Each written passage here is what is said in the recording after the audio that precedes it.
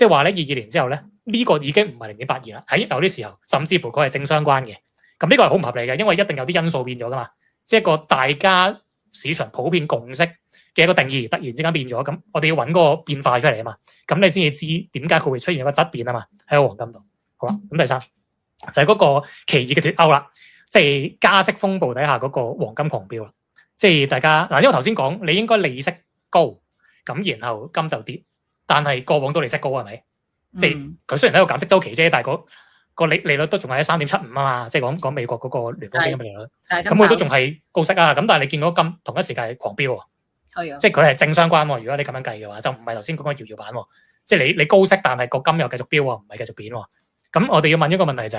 係咪把尺變咗？嗱，呢個第一個思考嘅邏輯啦，係咪？即係以前我哋會咁樣計，咁係咪喺呢個咁樣嘅2% 機會成本，頭先講嗰利率成本之外，有其他嘢變化咗咧？即係可能係地緣政治，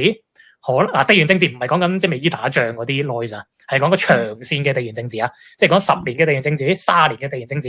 定係特朗普攞啲外星人文件嗰啲，